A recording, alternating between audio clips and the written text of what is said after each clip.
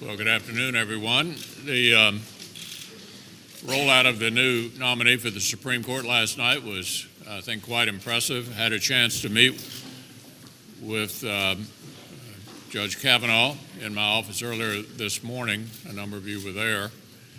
The president really could not have done a better job of picking an extraordinarily well-qualified nominee. I think the comments all over the country have been rolling in, not just from people that are conservative, but others as well, about his brilliance, his talent, his temperament, all the things that the American people would like to have in a judge. Somebody who's clearly over the years tried to follow the laws that was written and not try to get the result you want to get. I remember Justice Scalia always said, you're not a very good judge if you're not occasionally uncomfortable with the outcome you reach, because it's dictated by the law or the Constitution. So I think the president's made a great appointment, a great nomination. We'll work our way through the process.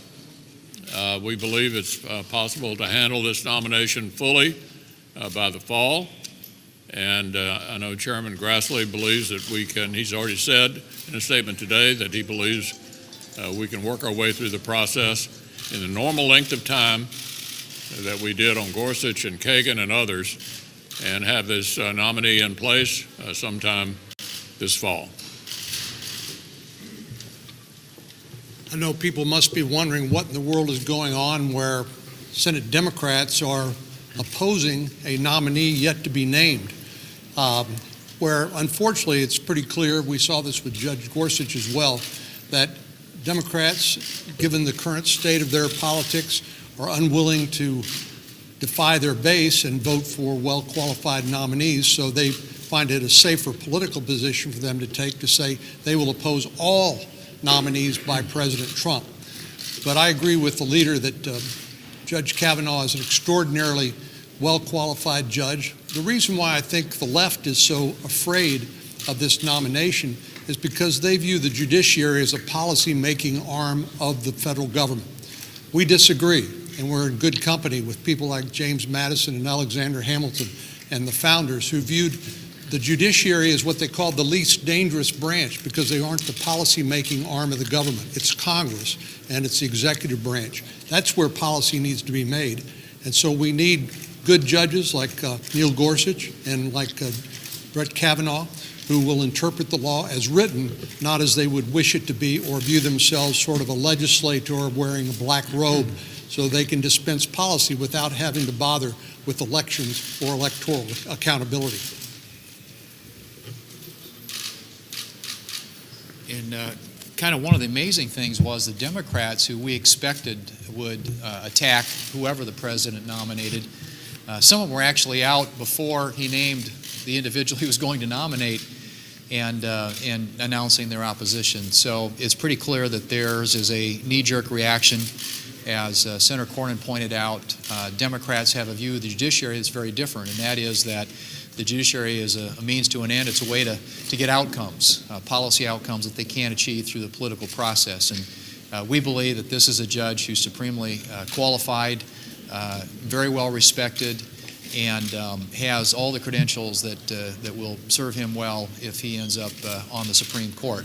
We have a process that we follow here in the Senate, and a lot of our members are going to be paying very careful attention, setting up meetings with the judge. There's a hearing process, examining his record. Obviously, we hopefully will end up with a debate on the floor and end up eventually with a vote. But all that can happen in a timely way. It doesn't have to be delayed. I know the Democrats are going to do everything they can to throw roadblocks in the way and everything but the kitchen sink at this nominee. But if you look at the last two nominees, Sotomayor and Gorsuch, they were, from time of nomination to time of confirmation, 66 days in the process. And so if that is the standard, we could complete this in time for this justice to be on the court when they convene in October. So in the meantime, we're going to keep working on other things. Obviously, in the last work period, we got a lot done. We passed a farm bill, which we now have to reconcile with the House. We passed 3 appropriation bills, got them through the process, and passed the DOD bill. And so there's been a lot of work that's been done, and we intend to continue on that work even at the same time as this process is ongoing. Upcoming FAA, which is under my committee's jurisdiction. We've got the Water Resources Development Act, a water infrastructure bill under Senator Barrasso's committee's jurisdiction. More appropriation bills to do. There are a lot of things that we're going to be working on over the course of the next few weeks, in addition to processing this nominee through the process that we have here. I had a chance at the Republican National Convention to chair the platform committee 2 years ago, and when we got to the judiciary part, we talked about a Republican president nominating someone who respects the rule of law and the Constitution. That's exactly what we got with President Trump and his nomination now of Judge Kavanaugh.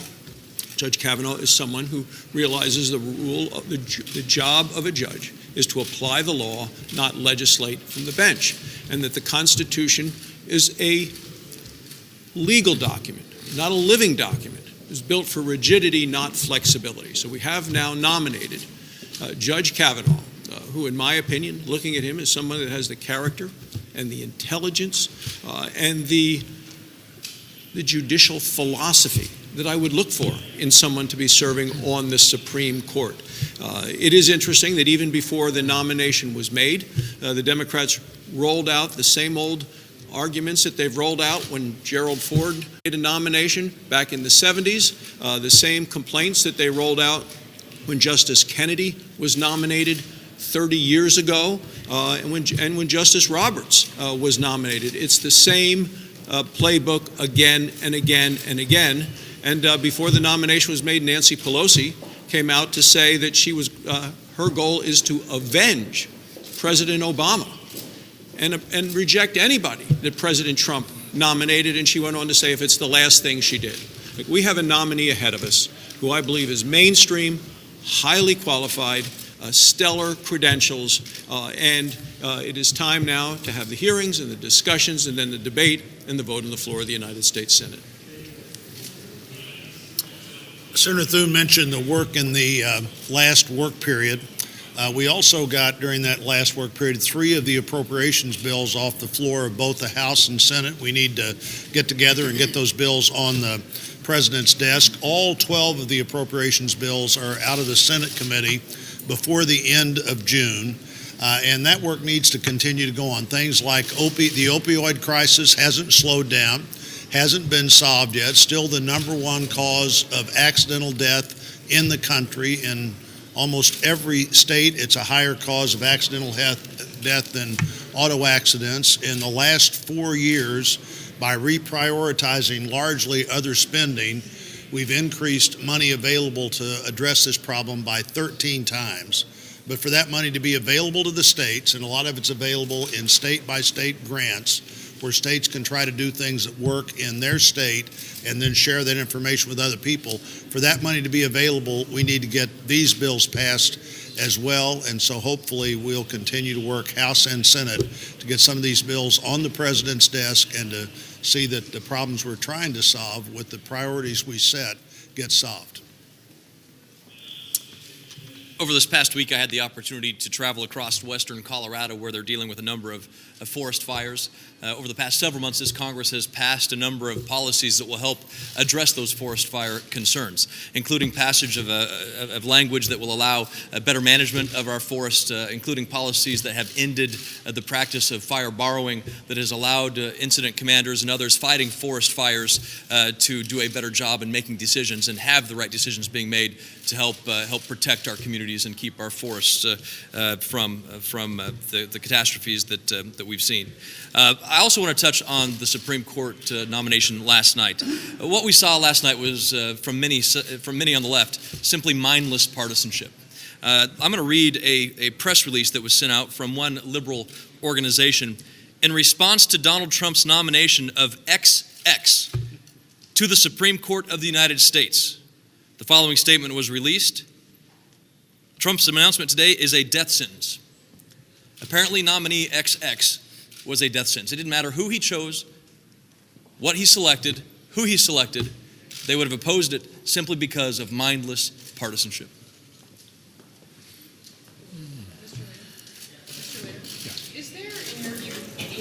could prevent Brett Kavanaugh from becoming a Supreme Court justice? Well, we're going to go through the process and give him an opportunity to meet with everybody who's got an open mind. It sounds like there are not a whole lot of open minds on the other side. They can't stop you.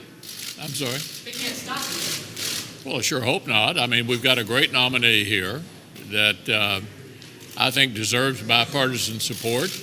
We got a few Democrats on Justice Gorsuch, and we're hopeful that we'll have a few of them on this nomination as well.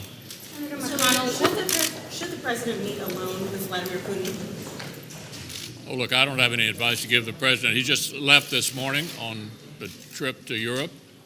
There's nothing inherently wrong, obviously, with him meeting with the head of the Russian government. And I won't give him any advice about how that meeting should be conducted or who else should be in the room. Are you worried that he's going to try to pull out of NATO? I'm sorry? Are you worried that he's interested in pulling out of NATO? No, I'm not worried about that. Senator McConnell, what would you say to those that argue calls for fairness in this process reek of hypocrisy when Merrick Garland could not even get a hearing? What was the question again? What would you say to those that argue that your calls for fairness, you've repeatedly called for fairness in this process, that it reeks of hypocrisy when Merrick Garland could not even get a hearing? Yeah, let me just go over this again for those of you who haven't heard it yet. We were into the 8th year of a two-term presidency in the middle of an election, and the question was it appropriate to wait and see who the American people wanted to make the nomination? So let's look at a little history. You have to go back to 1888 to find the last time a vacancy created in a presidential election year was confirmed by a Senate of a different party from the occupant of the White House. Joe Biden, when he was chairman of the Judiciary Committee, helpfully said in 1992, a presidential election year, that if there were a vacancy, he wouldn't fill it. Chuck Schumer and Harry Reid said a year and a half before the end of Bush 43's 8 years that if a vacancy occurred, they wouldn't fill it. Look, we know that if the shoe was on the other foot, if this was a Republican president sending a nomination up to a Democratic Senate in the middle of a presidential election year, they would not have acted. So, where we are now is in the first 2 years of the first term of a president. And we do have a pending off-year election, but we have frequently confirmed nominees in off-year elections. There are 3 of them currently on the Supreme Court that were voted on in the middle of off-year elections. So there is no comparison between 2016 and 2018 when it comes to acting on presidential nominees to the Supreme Court. Senator McConnell, what's your message to red state Democrats who voted for Gorsuch but are on the fence now about Judge Kavanaugh? Look, I think the nominee speaks for himself. I think the reason Justice Gorsuch was confirmed was because he was a superb choice. And I think the president has done it once again. Look at what people are saying about this nominee. He's one of the premier legal talents in the country. Everybody's familiar. He's got a long record that people can examine. What we'd like to see is a few open minds about this extraordinary talent.